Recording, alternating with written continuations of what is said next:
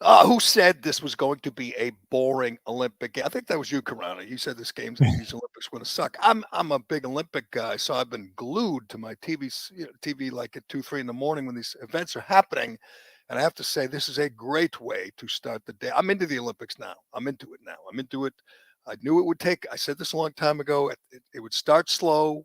The suspense would build. There'd be a big moment to get everybody hooked, and I think we got it overnight. If you're just waking up or just tuning in, uh, the USWNT, U.S. Women's National Team, lost to Canada, got knocked off. So pink-haired, purple-haired Megan Rapinoe, she can get busy on her modeling career. She's a Victoria's Secret's cover model. We know that now.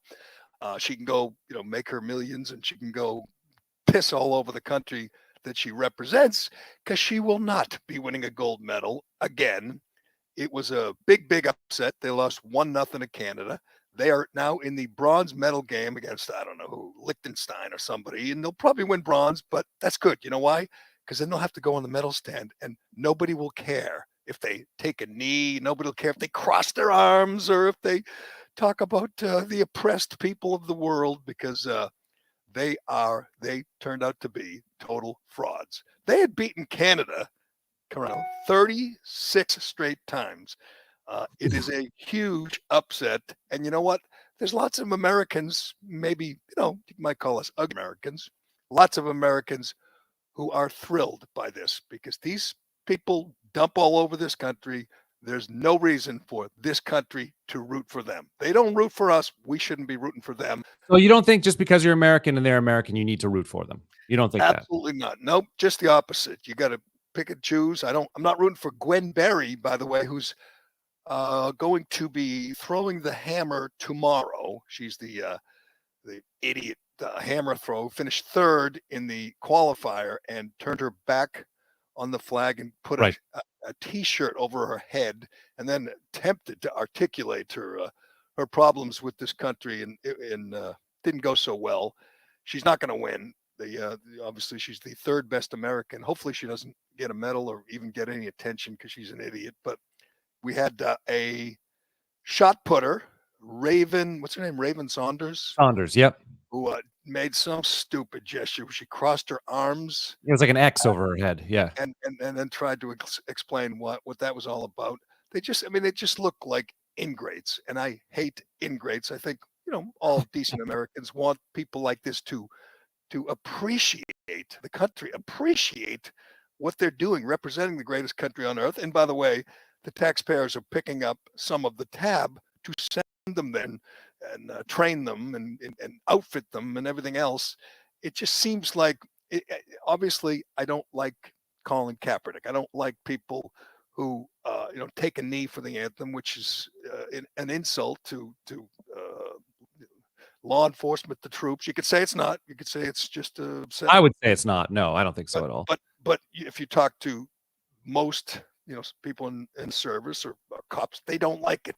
They consider it disrespectful and a sign of ingratitude, and it is. And they people who do it are just.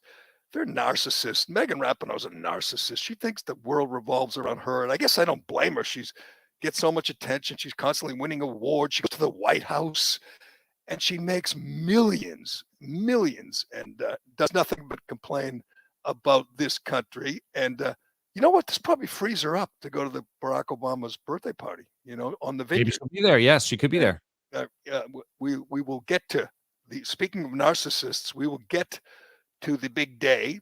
Barack Obama's turning 60 this week, and he is going to, like most good liberals, he's going to flout the rules, the COVID restrictions, and have a wild super spreader event on the Vineyard. Didn't we just have one in P-Town, Provincetown, like 3 weeks ago, where 800 people got COVID? I mean, nobody died. I think 2 went to the hospital. It wasn't a big deal, but it was a super spreader event, 4th of July, on P-Town. Well, we're going to do it a month later on the Vineyard, and we'll see how that goes. I do want to get to that. I do want to get to that because it's pretty funny the precautions they're putting in place. But back to the Olympics and why this is a big day. Why it was kind of an interesting weekend. I mean, I didn't watch much, but I have been following. There's a few stories that I'm enjoying. The soccer team was one. The first openly transgender Olympic athlete competes today in women's powerlifting. That would be Laurel Hubbard, a men's powerlifter and record holder in New Zealand until 8 years ago.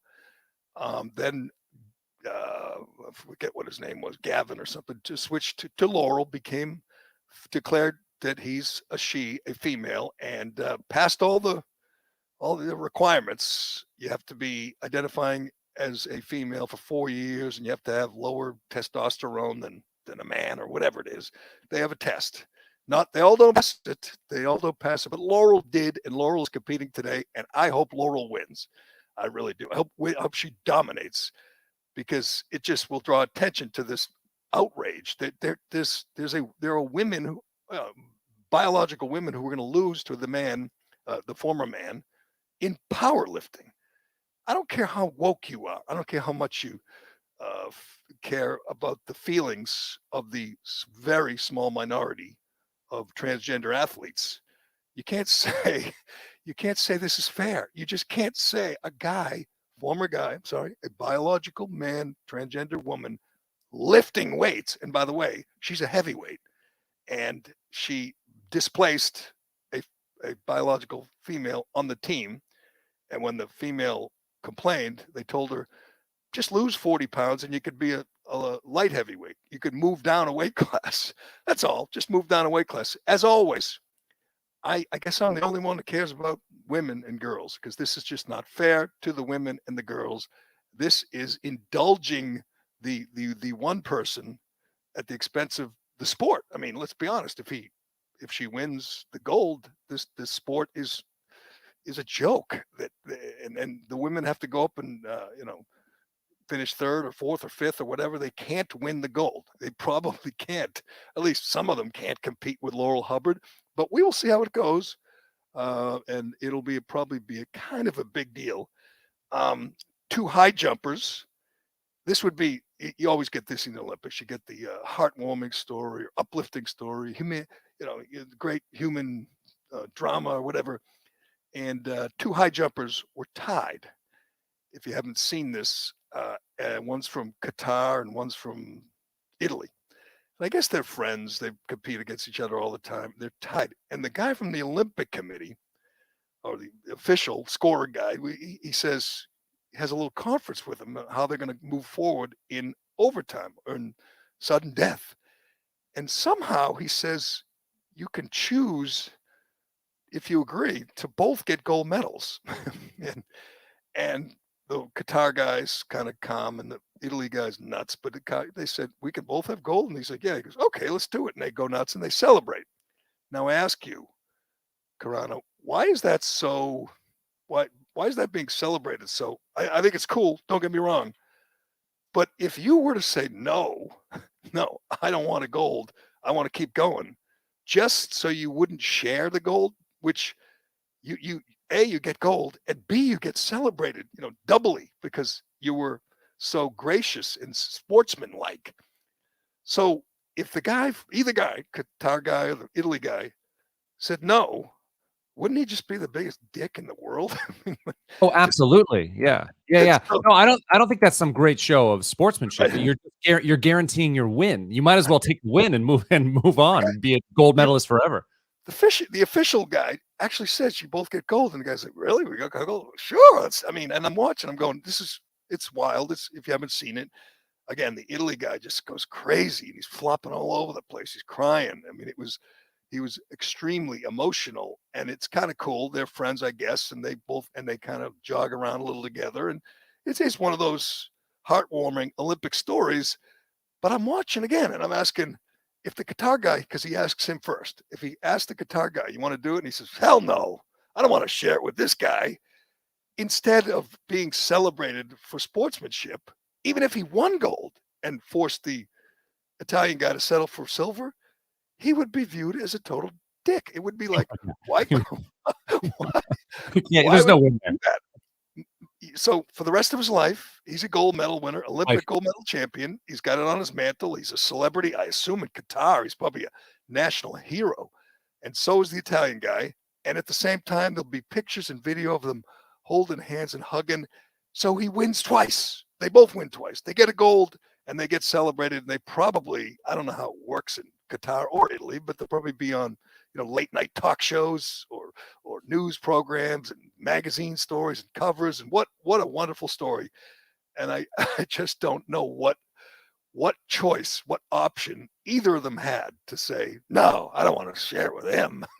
Well, there's a cash value to it too, not just the actual gold medal, which is kind of priceless. Like if you're a gold medalist, you're it's going to open doors for you for the rest of your life, even more so than if you're a silver. But you also get money. I think you get somewhere like $40,000 and stuff for winning it. True. Why would you risk not having that?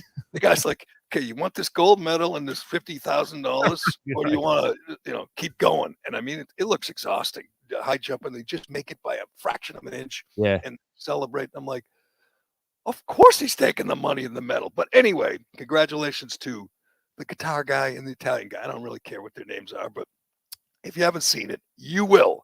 It's one of those videos that will go viral and, will be kind of a example forever of good sportsmanship. Good sportsmanship. It was like Jack Nicklaus conceding the putt to, I forget who. Where's Minahan? Conceding the putt in a Ryder Cup for a tie. It appears to be great sportsmanship. I just don't want to, I don't want to be too cynical this morning. I'm happy. I'm thrilled. Megan Rapinoe lost, so I should be happy. I just don't know what choice the guy had. How about this choice? Simone Biles is gonna go again. She's ready to go in the beam. Yeah, that's balance your favorite, right? You're a big beam guy. I think it's a balance beam, right? Is that what it is? Scary. She's got the twisties when she jumps in the air. She has the willies. She has the yips. So she'll be up on the beam, and this will be the highest rated moment of the Olympics for NBC, I think, unless it's at 3 a.m. I don't even know what time. I still don't know what time these things are going on actually in Japan. I just wake up and see all the still photos on NBC. They don't have video for whatever, a day or two. And but she's back. And you know what? I thought I might harden my stance on Simone Biles because, as I've pointed out, many of my guys, the Matt Walshes and Clay Travises and the Turtle Boys have been very critical of her, and I was not. And we talked about it a lot last week. I'm more convinced than ever that she did the right thing and did what she had to do. Now, that doesn't mean I think she's a hero. I saved this headline from last week. We talked about it last week, but it's beyond hilarious. This is the column from Yahoo. Jeva Lang is the writer for Yahoo, and the headline is Simone Biles' withdrawal is more impressive than winning. I know, that's where you lose so much. More impressive than winning. Yeah. Anyway. Have you seen this beam? So I forgot what it looked like because I've seen some balance. It's like a thin tube almost, and it bends. That's not it. This is like a hard one, like a horse. Those are the bars. Okay. Those are the bars. Oh yeah. This is the beam. Yeah, the beam is this hard, like if you land on that thing, you snap your neck. It looks scary, and if you have the twisties, you could hurt yourself. Just like in the overall thing, the overall all-around team thing, where she couldn't even complete a simple stunt. Everyone was shocked. Her mind's not there. She's not ready for this. She stepped out. Someone replaced her. They won silver. If she went out there and fell on her head, she could have gotten hurt and cost them the silver, I think. So she didn't do that. She stepped back. She said she was not in the right frame of mind. She missed, I believe, 3 events. Now she comes back this week for the balance beam, and NBC is thrilled. This is the greatest thing to happen to NBC since Seinfeld. They got to be giddy. Everyone's going to want to tune in and watch that. I will say, and this was we talked about this the other day. This happened over the weekend. My new, I should say, a guy I respect. I'm a big Michael Andrew fan. I don't know if you're aware of that. Big Michael Andrew fan. I've heard swimmer. this. Yeah, he's a swimmer for the United States, and I don't think he's won anything, but he's competitive. I think he's in a bunch of events. He was in the individual medley where you go down and back and you switch styles. You go down like breaststroke, you come back stroke, you do this stroke, butterfly, you do this thing. You do like 4 different things. See, yeah.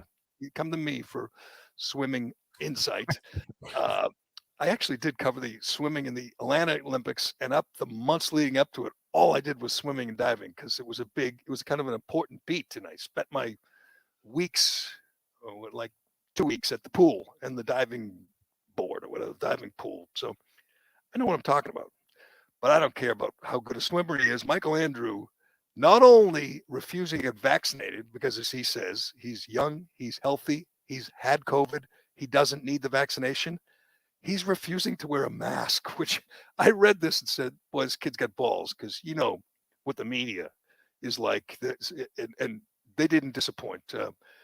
Christine Brennan. Yeah, she's the one that I saw. She sucks. She sucks. She always does. I mean, honestly, it's not right that we call these busybody people Karens. We should call them Christines, because she's the worst. And she's scolding the USOC for not punishing a swimmer. And see, and Michael Andrew, I don't think she was asking him questions, obviously. It's a media, and he had some press availability. And he looks and sounds, reasonable and rational. He's not some lunatic. He's just like, I've had COVID. I'm young. I'm healthy. I don't need it. I'm good. And then he did an interview without masks. And I don't know if you have the Christine Brennan piece in front of you, but she literally is like, did you see? You can almost picture her being like 12 years old in school, telling the teacher on a kid, who chews chewing gum. He's got gum over there. She's literally the tattler. Yeah. Tattler. She's literally going to the USOC and say, what are you going to do about it? This kid's not masked up. Let's go, folks. Let's get some some punishment here. Let's put this kid in his place. Christine Brennan's, she's like 60 years old. She's probably, I don't know, probably a grandmother, and she's tattling on a 23-year-old swimmer. It's pathetic, and I think that's why it takes some guts to be Michael Andrew, because he's surrounded by parents. Yes, exactly. Totally. And so this is what she said. So the article, this is an opinion article, says USOPC gives into arrogant, unvaccinated Olympian Michael Andrew as he skips mask. And then later in the article says, to him responding, saying, hey, I'm young. I had COVID. I'm 22 and it's hard to breathe in this thing. She said, translation, I couldn't care less about you or the pandemic or the fact I'm not vaccinated. This is all about me. Oh God, yes, she is disgusting. Honest to God, she's pointing a finger at a 22. He's 22. I know. 22. Is that right? Yeah, he's 22. And obviously, one of the most fit people on the planet. Oh yeah. Obviously, he's young. He's healthy. He's had COVID, and she's upset that he's not participating in this performance art, putting a mask on.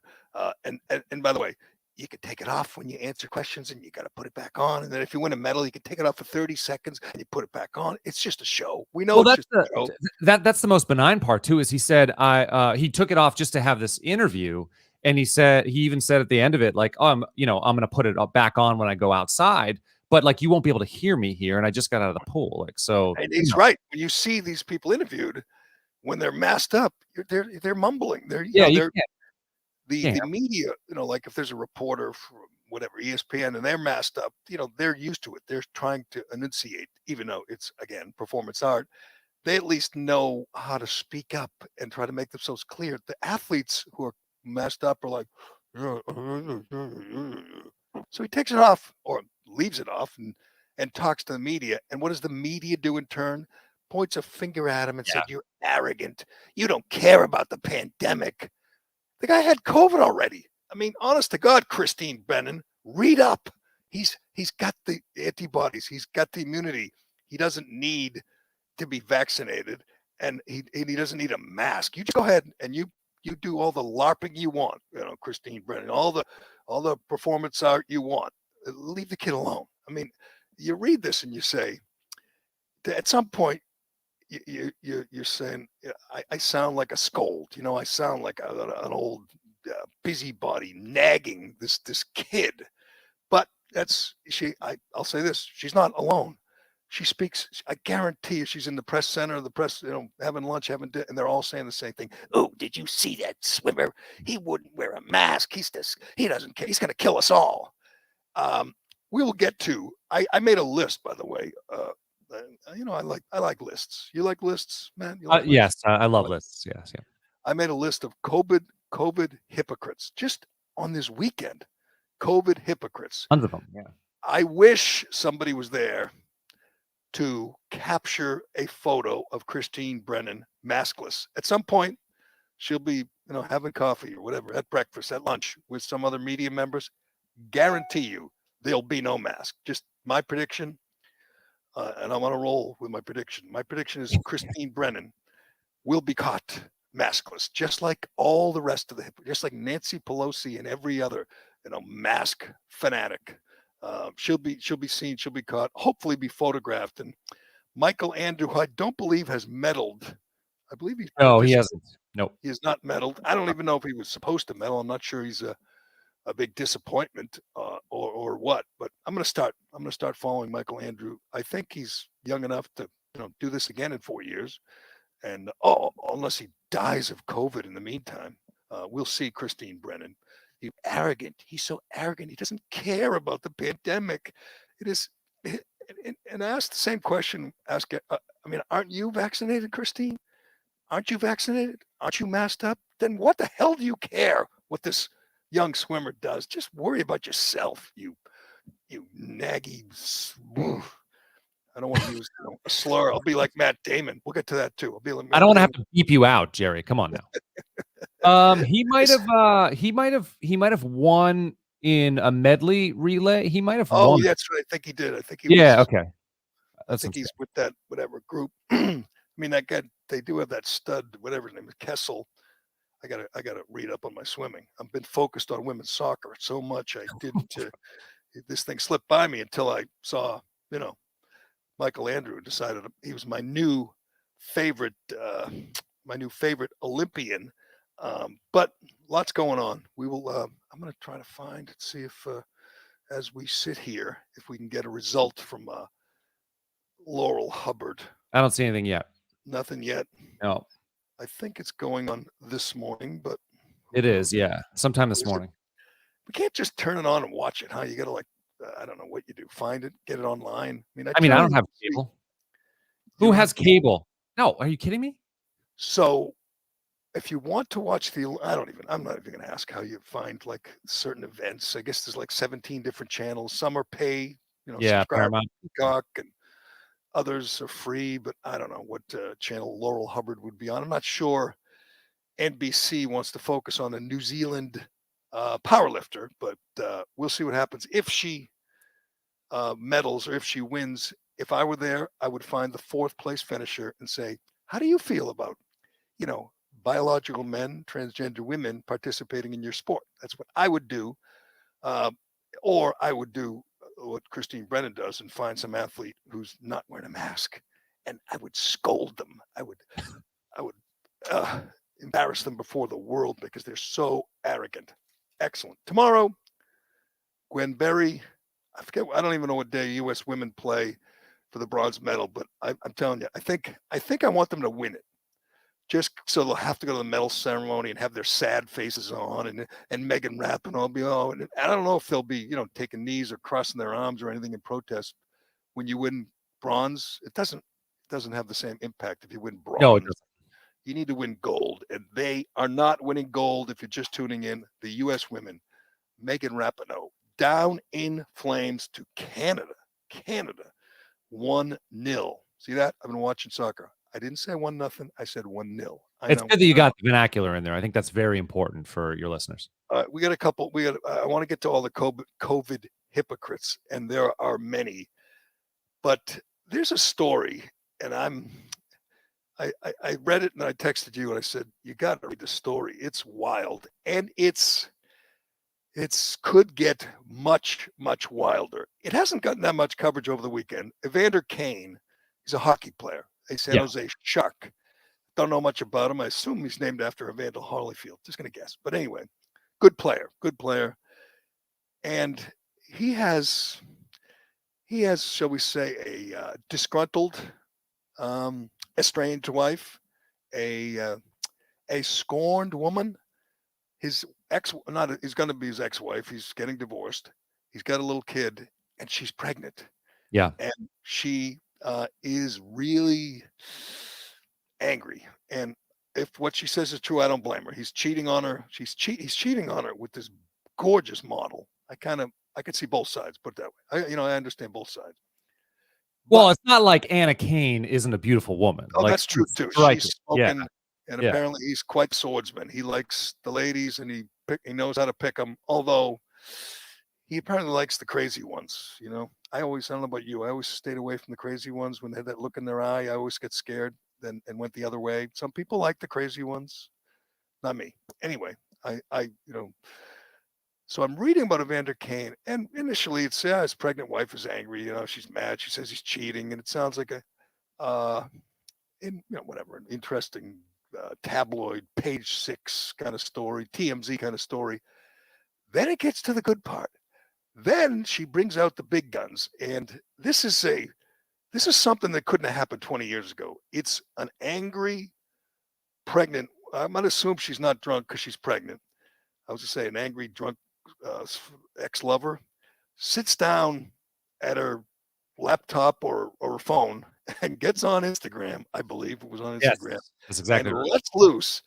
And if you haven't seen it, the beautiful model he's screwing around with is that's not the most serious charge here.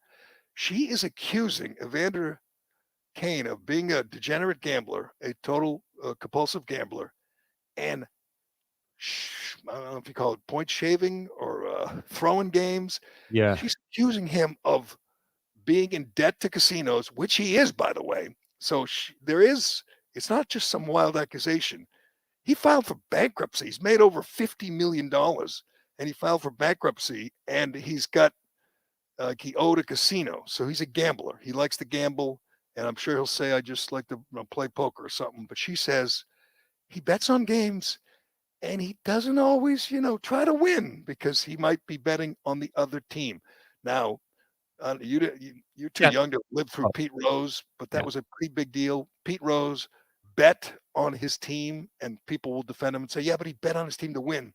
Doesn't matter. When you bet on your team to win one day and the next day you don't, that's like betting on them to lose. That's a signal to the gamblers that the manager is not all in on this game, so they would load up on the other team. So Pete Rose absolutely crossed the line. Pete Rose, I wouldn't put him in the Hall of Fame. He's a degenerate. He really is a total degenerate. I've been with him when we were watching football together, and he had some action on every game. He's a lunatic. But Wait, you were hanging out with Pete Rose? yeah, I was in a hotel one time. I did a story. It was like at a card show. I forget what town it was. It was in the Worcester area, and he was doing a card show because he'd do anything. I mean, he'd do anything for money, anything. And I meet him in his room, and there's a few handler guys, and the football's on the TV, and he's just yelling at the TV, "Come on!" I was just like, God, he's got some money riding on these games. It was fun. He's hyper, and he's Yeah. he's just that's why he was so good. I mean, he was the most talented guy, but he was just driven and passionate and just tireless. I mean, just hyper and obsessed. He absolutely broke the rule. I mean, the cardinal rule. He bet on his team. He probably bet against his team, although I don't think he proved that he deserved to be banned. And you know what? He only wants to be in the Hall of Fame because it'll increase the value of his autograph. Right. He's Yeah. not exactly, a guy who sees the romance in it all, and he's just a degenerate. I mean, someone said if you're in a room with him or on a bus with him, and there are two raindrops coming down the window, he'd say, "I'll take the one on the right for $10." He would just bet on anything. Well, and he admitted to betting on baseball too, because he was trying to get into the Hall. He admitted it, so we know it happened. Yeah, and a lot of the people who say he belongs in the Hall don't really know the whole story, and they don't know the person. He could be in the Hall of Fame tomorrow if he went about it right way. Just was somewhat contrite and just said, "I'm sorry, I made a mistake. Let's and asked to be reinstated." He's banned from baseball, so he can't be in the Hall of Fame. But if he went about it the right way and just threw himself on the mercy of the court and just said, I screwed up. I want to come back to polite society. He could do it, but trust me, that's not how he rolls. That's just not in his mind. Being in the Hall of Fame means money, and that's what matters to him. Money he can use to gamble. Anyway, Evander Kane, if he's guilty of what his ex-wife or estranged wife is accusing him of, it is a huge story, even though it's hockey and that's not, it's not the NFL, let's be honest. But point shaving is a huge deal. And if there's some witness or somebody, some gambler comes forward or some, co-conspirator and says, yes, his wife, ex-wife, whatever, estranged wife is right. He bets against his team and they look up the games and he's got a couple penalties and he doesn't have any points or there's something there. This story is going to explode because these stories are, this story's got it all, including the gorgeous side piece. Right. And the gorgeous wife. You're right. The wife is pretty gorgeous as well. And a casino and gambling and major professional sports and a bankruptcy. A guy who's made over $50 million, who's making, I had the contract here. Oh, it's like $7 million a year or something? $7 million a year, and he's broke. Yeah. Well, so here's what we know though. We don't know whether he actually did or not, but there's enough smoke here. So he was sued by a Las Vegas casino called Cosmopolitan of Las Vegas in 2019 for a $500,000 gambling debt that he racked up while he was in the playoffs against the Golden Knights. He was in the casino gambling. $500,000. I haven't seen a resolution of that. They sued him. I don't know if that's still ongoing or not. But we know that. And we know he's bankrupt. Consider that. So he's in the playoffs and he's got $500,000 in debt to a casino.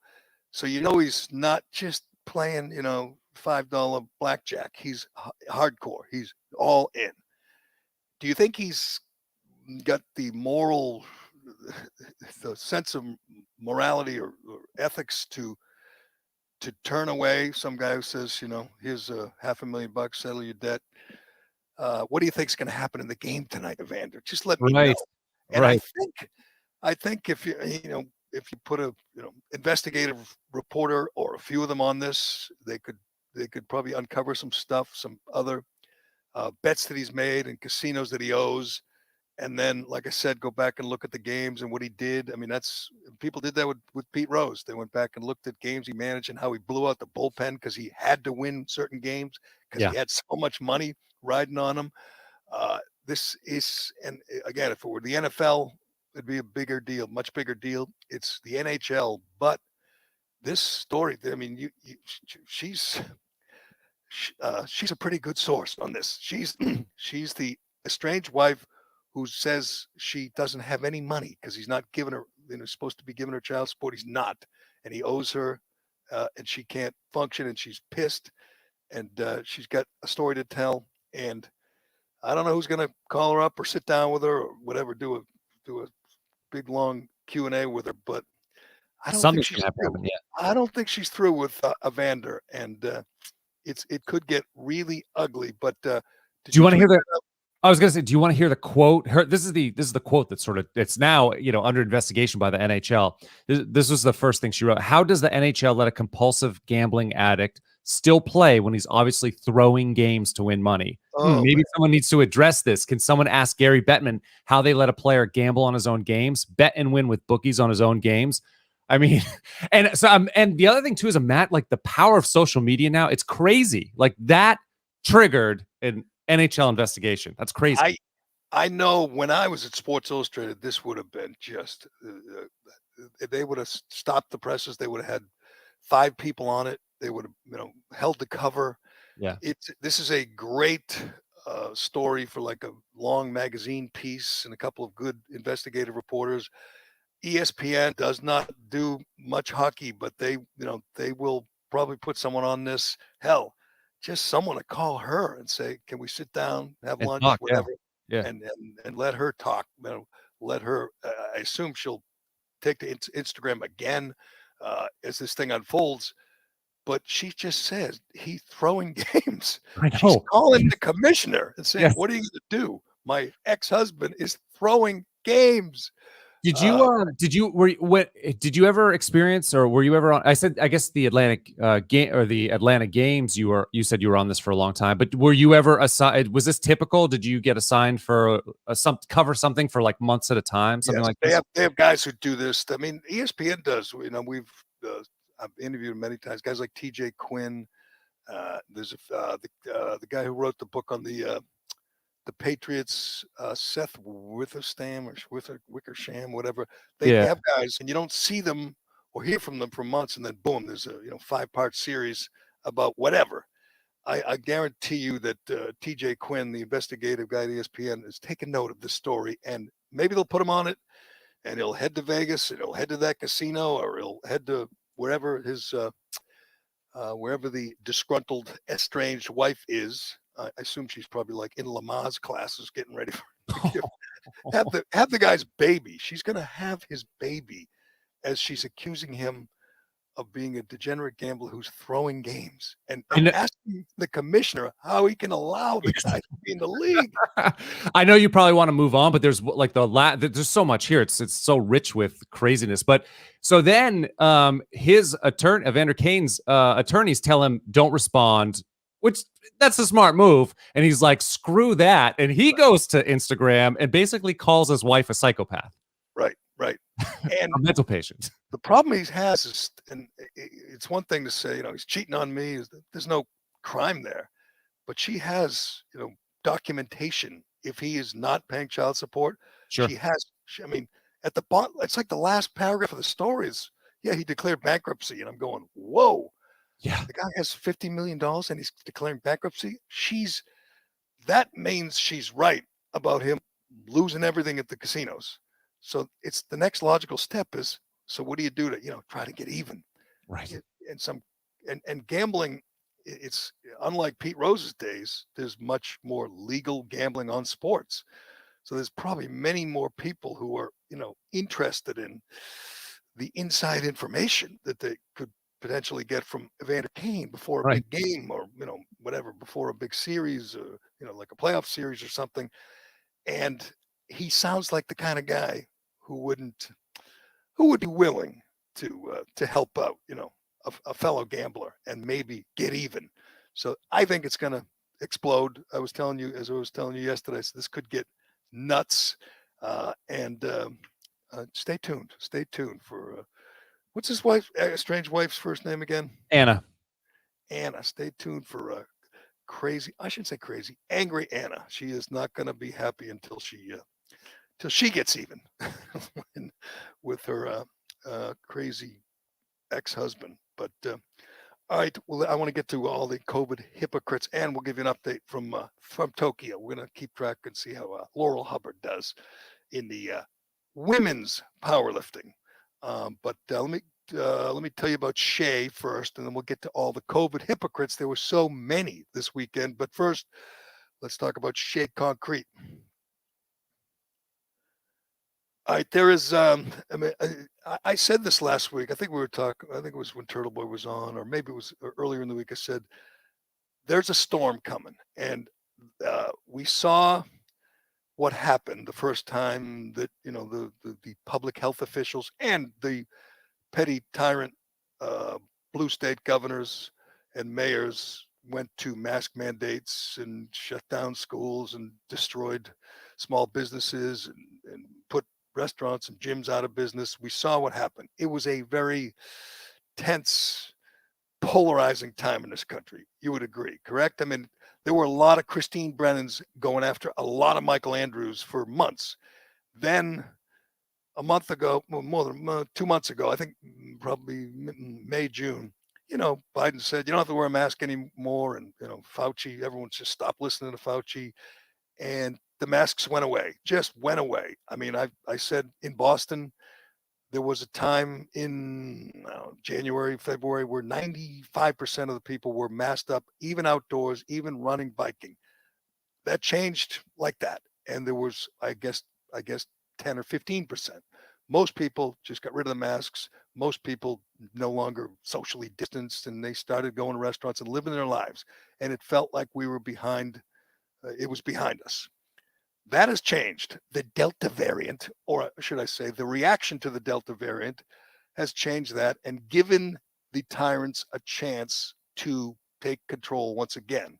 And God knows we learned the first time that they are not going to pass up a chance to control our lives, control everything. And of course, Biden and Harris started talking about and wearing a mask, and Fauci, we got to get everyone has to wear a mask, and maybe we should shut down schools, and maybe we're heading to another lockdown. And by the way, we are this is we're behind Europe in this regard. Europe is ahead of us. Big protests about anti-lockdown protests in Paris and Nice. Nice, there was like 250,000 people in the streets. Germany, there's some real disturbing video of the cops just beating people up and dragging them away because they outlawed the protest, and then they protested anyway, so they started arresting people. It's pretty wild in Europe right now. That's coming here, and I'll tell you why. First of all, most people know that these lockdowns, shutdowns, school closings were not necessary. They know that now. They were totally much more destructive than they were worth. They did not, save lives. We saw what happened in Florida compared to, New York, California. By the way, you want an example of how dishonest the media is. Read a story or look at a story about Florida right now. Obviously, the media is invested in bringing down Ron DeSantis any way possible. They're there to do the bidding, as always, for the Biden regime and Harris. And there were stories over the weekend about the cases spiking in Florida, and how many, there's 10,000 more cases than California or New York. And, the usual servants of the administration would run with this and say, oh, Florida doesn't know what they're doing anymore. Check out the deaths. Deaths are what matters. Deaths, cases, by the way, cases when they're not even hospitalized, who cares?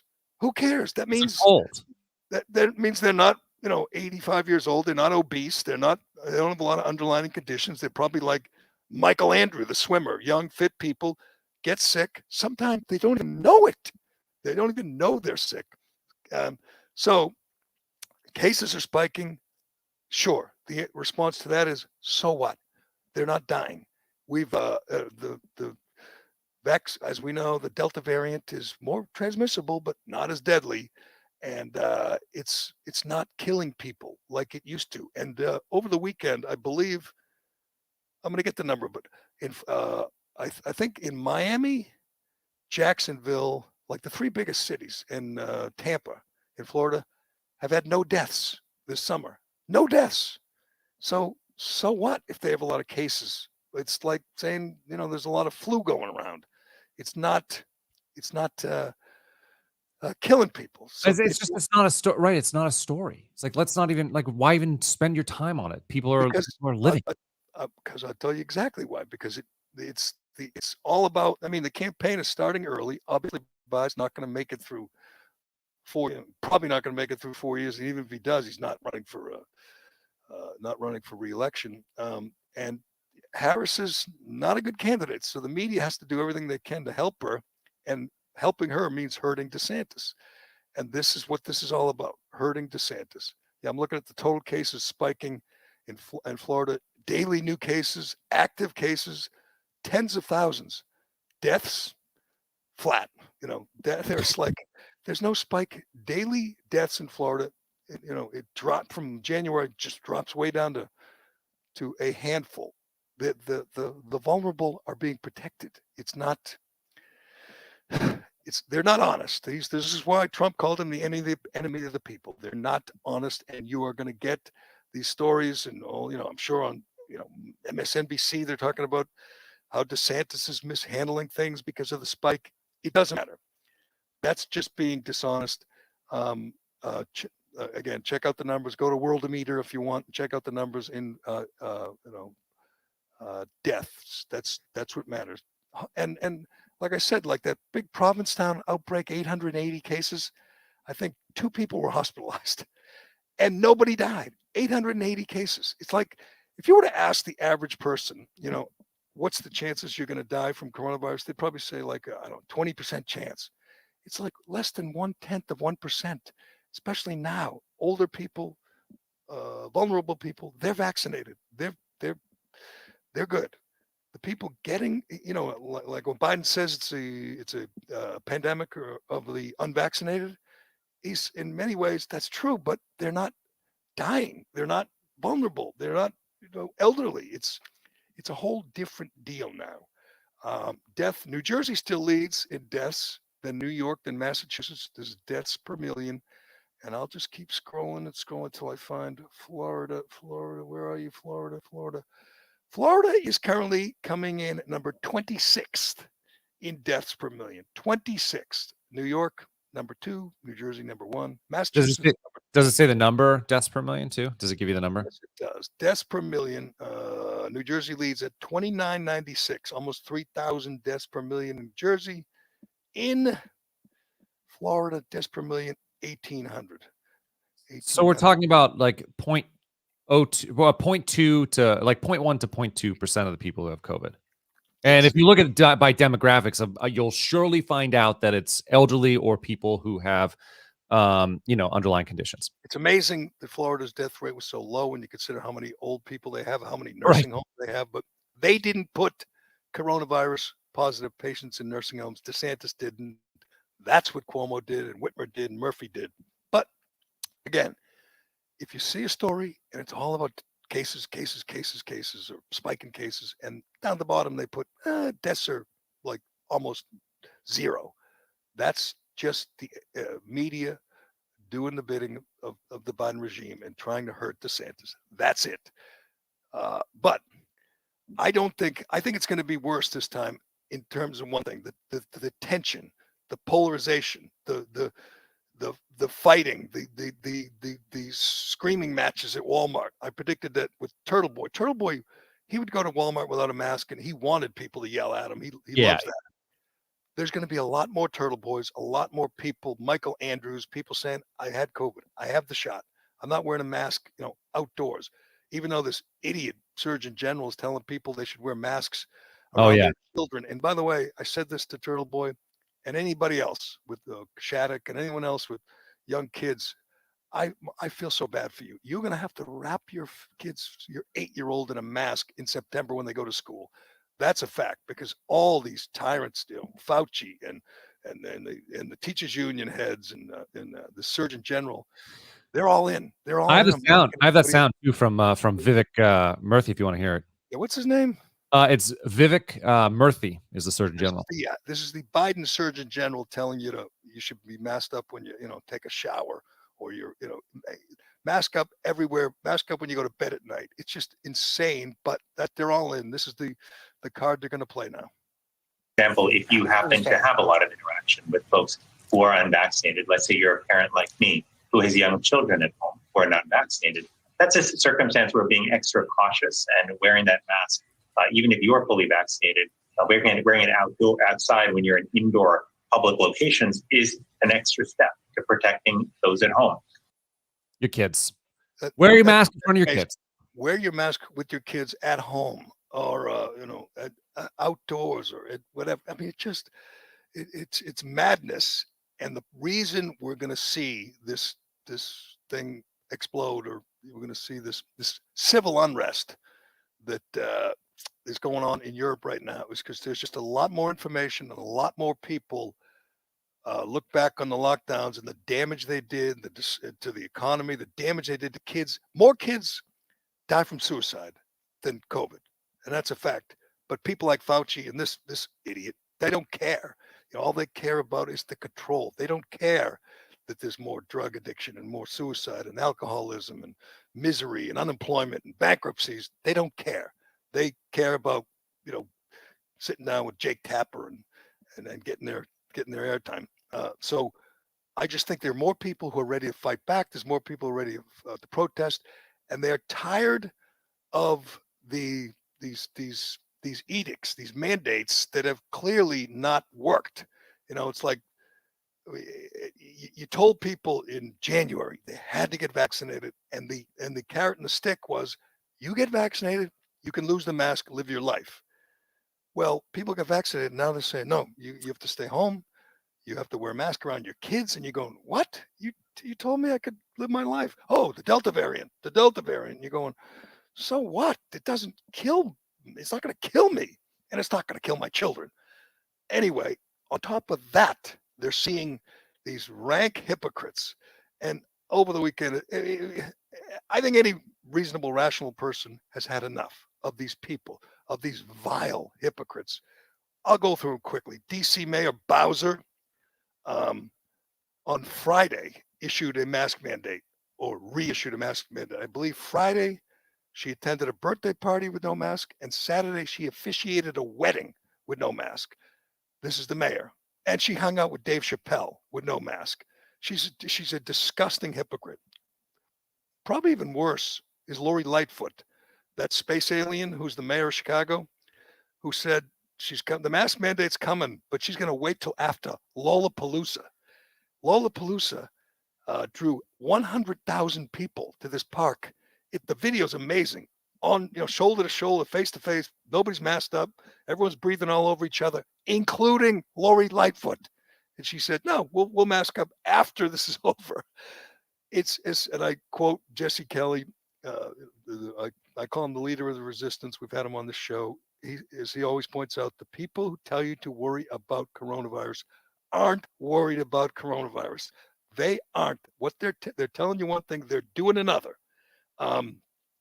Lightfoot, Bowser, and by the way, I'm predicting Christine Brennan. Someone's going to catch Christine Brennan without a mask. Nancy Pelosi was out without a mask this weekend.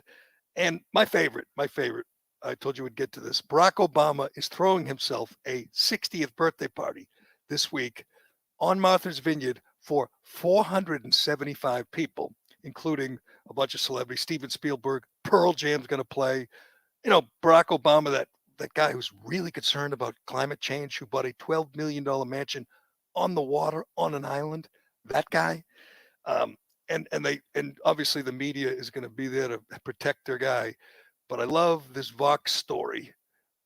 Vox had the story, and they tweeted out this news that Barack Obama was going to have this party for 500 people.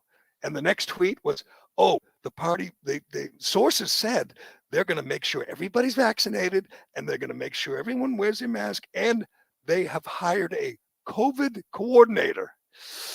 You ever, ever heard of such a thing, Karana? You're young. You've probably looked for jobs once or twice in your life. COVID coordinator. That's Never. now a job. No, I mean, those are good entrepreneurs out there seeing, a need in the market that they can fulfill and make some good money on.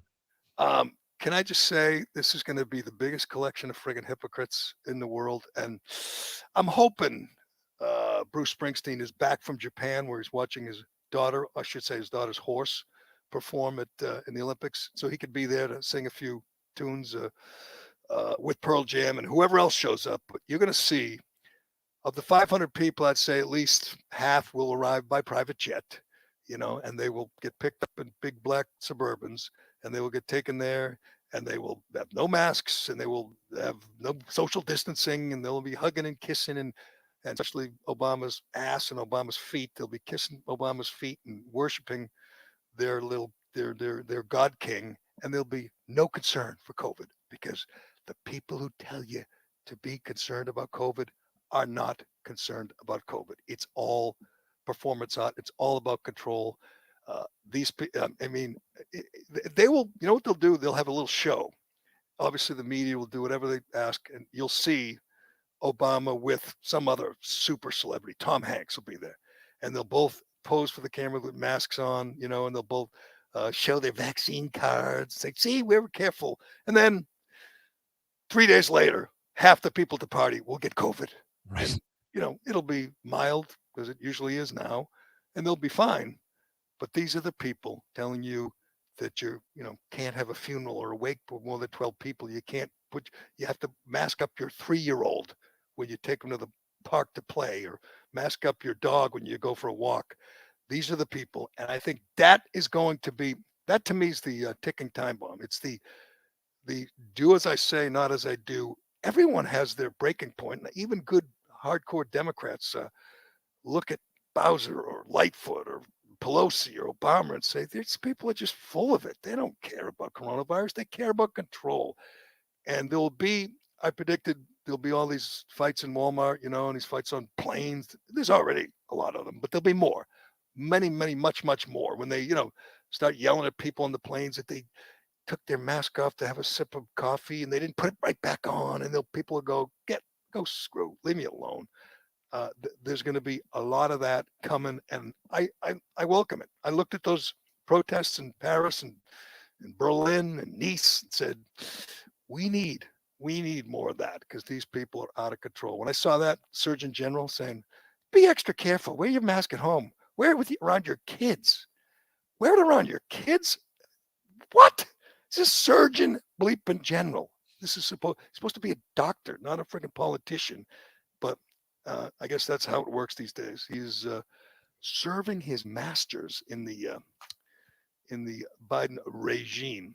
I have breaking news on Laurel Hubbard, by the way. Oh, you do? Excellent. I was just going to ask you. You're a step ahead of me. What is the latest on the transgendered powerlifter from New Zealand? 3 attempts to lift 125 kilos, and she failed to do it. You're kidding. She's Nope. Out? Wow, that's too bad. How much is 125 kilos? I did the math on 87. It was 190. So, what is that? 100, like maybe 275, 300 pounds, I would guess.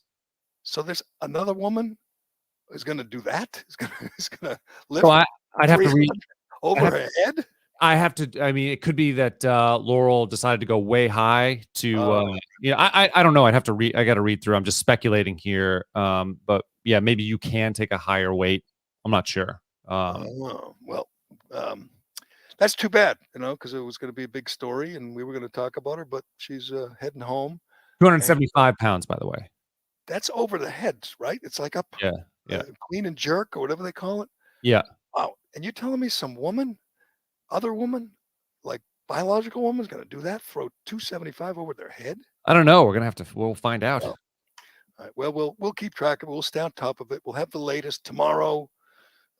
Is Gwen Berry Day. Hope she loses, just like the women's soccer team. More Americans you're rooting against, Gerry. Yes, I am. More Americans. As I've said, they don't root for this country. I don't root for them. That's simple. You stand for the anthem. You salute the flag. You have it written on your damn shirt. Stars and Stripes, USA. Show some respect. Show some gratitude. That's all I ask. Just a little gratitude. I'll be rooting for. I would like to see Simone Biles win on the beam. I'd like to see Michael Andrew win anything, whatever else he's in. Good for him. And I just don't want to see Megan Rapinoe win, and we won't. Although she probably will win bronze, which would be good. I predict she is already working on her scowly, unhappy face, so she can sit on the bronze thing and look up at the gold medal winner, Canada or whoever, and then get on with her modeling career, because she's the new Victoria's Secret cover model. So all right, that should do it, Corrado. Anything else? My list, I have so many things every Monday to get to, but we've gone on long enough. I mean, there's more stuff. I had sound of Saunders. We've got some Bill Maher stuff. I've got tons of stuff, but we are. Go ahead. I got Bill Maher's too long. It's great. Another great rant every Friday. Bill Maher, seems like every Friday Bill Maher comes through, and his thing is all cancel culture, and he had another great rant this week. Check that out. But I want to hear from Saunders. Saunders is the Saunders, the shot putter who put her arms in an X to protest, I don't know what, oppression around the world. Is that what she says? Let's hear from Raven. So there's 2 cuts here. Here's the first one, 20 seconds. Everything I've been through these past 5 years has been crazy. I remember so many times sitting in my car crying, not knowing how I was gonna pay my bills, not knowing if I was gonna be healthy, but I gave it everything I had. Everything I had, everything I had. I'm a fighter, I'm a survivor, and we got silver, baby. All right, so that's her first. She's describing her situation. She just sounds emotional. She just sounds like relieved and emotional. Okay. All right. I mean, here's the second. I want to hear why she was crossing her arms. Okay, here we go. Here, one goal in mind, to get a medal, making sure that I got a medal because it doesn't represent just me. It represents everybody that's struggling out here in the world, not just America, but in the world. I feel amazing. Because I know I'm about to inspire so many people. I'm about to inspire so many young girls, so many young boys, so many LGBTQ people, so many people that have battled suicide, so many people that have almost given up, and hopefully the family of those that actually have lost somebody, man. It's not just about me. That's fine. She's That's emotional. fine. Yeah. I don't know. I assume she's known for that, being a spokesman for LGBTQ community, and she also has purple hair. So I don't begrudge her. She sounds emotional and sounds like she's had a long struggle. Unlike Megan Rapinoe, who has tens of millions of dollars. Yeah. And has made a fortune just kicking a soccer ball and doing commercials and endorsements and hanging with the White House, and still pisses all over this country. So I won't hold it against Raven, although Raven broke the rules. She broke the IOC rules. A display. Yeah. And someone has to explain to her, it's not about the people in the rest of the world. It's about your country. That's what it's about. You want to do this for, whatever, oppressed Americans, go ahead. But keep that in mind. This is about winning for your country, young lady. And congratulations. She won silver in the shot put, correct? Shot put, yep. Silver in the shot put. Nickname Hulk, by the way. That's right. And she's proud of that. She's a big Hulk. Yeah. With purple hair. And sounds like a lot of passion. So hey, if I come in with purple hair tomorrow, am I fired? Like what? You don't like neck tattoos? You don't like purple hair? I said neck. Well, anyway, yes, neck tattoos. You look like anyone that puts a tattoo on their neck, and then like you're talking about Michael Fanone, the fraud cop, Capitol Hill police officer with the long beard, and it's not a neck tattoo. His whole neck is covered with ink. That means there's a little something off, right? You're a little unhinged. When you I heard from our tattooed fans out there, with like, now Jerry's picking on neck tattooed people. I've got a neck tattoo. I'm not sure if I can listen anymore. I'm like, no, Jerry embraces all. No, neck. Yeah, you put a tattoo in your neck. It's just a sign that you're just an idiot. I'm sorry. Okay. It's not art. It's self-mutilation. It's this close, literally, to having one on your face. Do you think you see someone with a tattoo on their face? Do you not think that there's something a little off with that person? I wonder what's going through, because I would never do it. Because it's just it's a permanent thing. It's like what happens really 10 years from now? Oh, that's you ever see the people that turn their face into like lizards and they put things in their eyes? or horns and stuff. Yeah, I'm not doing that. I always wonder who's the tattoo artist that accepted that job. Shouldn't they be held responsible for this? Like it's like the gun manufacturers, right, Jerry? Why didn't you tell that person to get lost? I'm not going to turn you into a lizard. I mean, unless you do it yourself. How do you find someone to do that? It's like the people that get like 72 plastic surgeries so they can look like Angelina Jolie. Yeah. Who's the surgeon that does that? Aren't they doctors? They're doctors. Aren't they supposed to say, no, I'm not going to do that. You're insane. That's not necessary. Get away from me. Get out of here. Anyone who goes in and says, here, I want a tattoo like right here on my face. The tattoo artist should say, I'm busy. See you later. But Jerry, I judge people for what's on the inside. Not sure. I'm being honest. Nobody looks at someone with a tattoo on their face and doesn't wonder what the hell's wrong with that person. Nobody. But we could do that another day. Today was about enjoying the victory by our friends of the North, our neighbors up in the North. Canada knocks off Megan Rapinoe and the USWNTs 1-0. Congratulations to Canada, and good luck to Simone Biles on the beam and Gwen Berry on the hammer throw tomorrow. But that we shall leave it there. Carano, thanks to DCU and Shea Concrete, and thanks to you, Matt Carano, in your first official day as full-time, what are we calling you? EP, executive producer. Sure, let's do that. We'll talk about that. We'll see. We'll see how it goes. See, get through that first week, and people love me, Gerry. the last guy lasted 2 days. We'll see if he can top that. But we can talk about that again tomorrow. This is the Callahan Podcast. I'm Gerry Callahan, and we will talk to you again tomorrow.